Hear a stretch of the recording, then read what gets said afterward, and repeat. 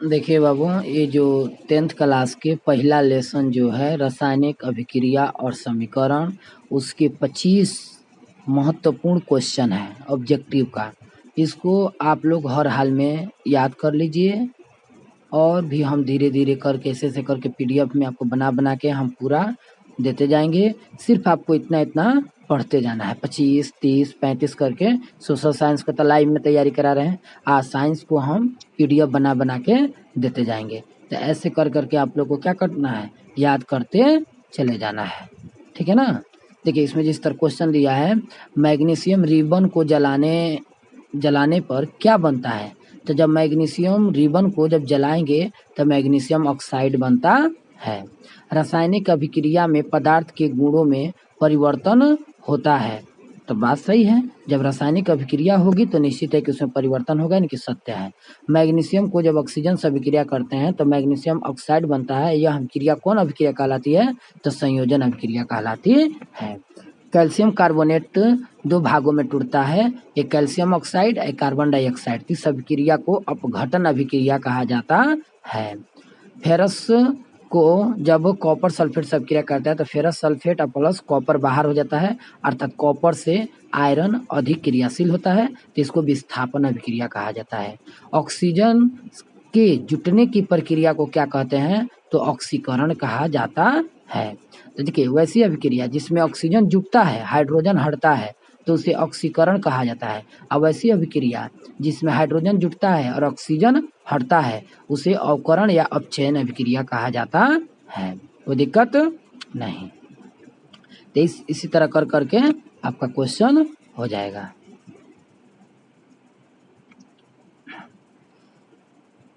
अभी है, जैसे अभी भी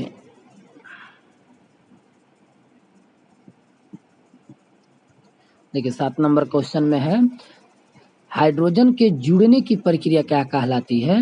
तो अभी बताया ना कि जिसमें हाइड्रोजन जुड़ेगा ऑक्सीजन हटेगा, तो उसे अपचयन कहा जाता है।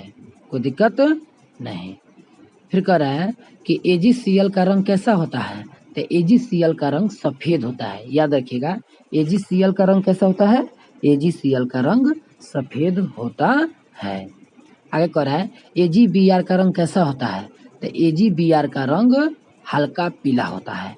AgBr का रंग कैसा होता है, हल्का पीला होता है। आगे कह रहा है कि रासायनिक समीकरण को संतुलित करना किस नियम पर आधारित है। तो यह एक द्रव्यमान संरक्षण का नियम पर आधारित होता है। द्रव्यमान संरक्षण के नियम पर आधारित होता है। आगे कह रहा है जंग लगना किसका उदाहरण है। तो जब भी जंग लगेगा तो वह संक्षारण अभिक्रिया है। कौन अभिक्रिया है, संक्षारण अभिक्रिया है। करे भोजन का खराब होना क्या कहलाता है। देखिए जब भोजन को रखा जाता है तो भोजन खराब होता है, तो उसे विसंगीकृत कहा जाता है। आगे कह रहा है कि जब हाइड्रोजन और ऑक्सीजन जुड़ता है तो क्या बनता है, तो जल का निर्माण होता है। तो यह एक संयोजन अभिक्रिया कहलाता है। श्वसन एक अभिक्रिया है। तो श्वसन एक ऊष्माक्षेपी अभिक्रिया है। श्वसन कैसी अभिक्रिया है, ऊष्माक्षेपी अभिक्रिया है। बुझे हुए चूना का सूत्र क्या है, कैल्शियम ऑक्साइड होता है। क्विक लाइम का सूत्र क्या होता है, तो क्विक लाइम का सूत्र CaO होता है।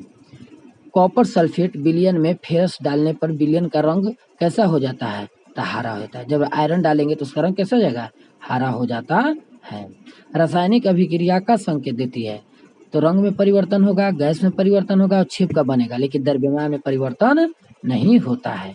जब भी हम किसी धातु से जब हम किसी अम्ल की अभिक्रिया कराते हैं तो हमेशा हाइड्रोजन गैस ही मिलता है। तो याद रखिएगा, जब जिंक का अभिक्रिया सल्फ्यूरिक अम्ल से कराए जाते हैं तो जिंक सल्फेट मिलेगा, आपका छिप में क्या मिले, मतलब बाहर क्या मिलेगा, कौन सी गैस निकलेगी, तो हाइड्रोजन गैस निकलती है।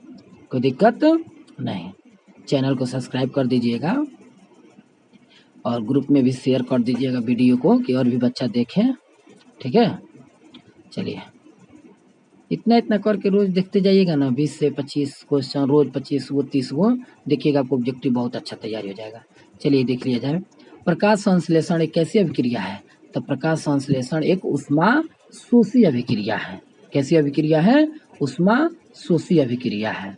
जब लेड नाइट्रेट की अभिक्रिया पोटेशियम आयोडाइड की अभिक्रिया में कराया जाता है तो एक पीला अवक्षेप बनता है। यह पीला अवक्षेप क्या कहलाता है? PbI2 कहलाता है। लेड आयोडाइड कहलाता है। AgCl को सूर्य में के प्रकाश में विघटित होने पर क्या क्या बनता है? Ag plus Cl। आगे कह रहे हैं रासायनिक अभिक्रिया में ऊष्मा निकलने पर उसे क्या कहते हैं? तो जब ऊष्मा निकलेगा तो ऊष्मा क्षेपी, जब ऊष्मा को लिया जाएगा तो ऊष्मा शोषी कहलाता है। कॉपर ऑक्साइड जब हाइड्रोजन से अभिक्रिया करता है तो कॉपर प्लस जल का निर्माण होता है और कॉपर ऑक्साइड क्या कहलाएगा? तो एक अपचयन कहलाएगा, अवकरण कहलाएगा। लोहे पे जंग लगने के लिए क्या आवश्यक है? तो लोहा पे जब भी जंग लगता है तो उसके लिए दो चीज आवश्यक होता है, एक वायु और एक नमी। एक वायु और एक नमी, यह दो आवश्यकता है। चलिए बाबू, इतना बहुत ज़्यादा है, इतना आप लोग याद करिए अच्छा से। जितना रोज हम 20 को 25 को भेज रहे हैं उतना उतना आप रोज रोज याद करते चलिए, ठीक है।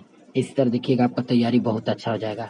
लेकिन हाँ देखिए जरूर, इतना इतना रोज देखते जाइएगा, बहुत अच्छा आपका तैयारी हो जाएगा, ठीक है। चलिए अच्छा है, बढ़िया से मन लगा के पढ़िए। गुड।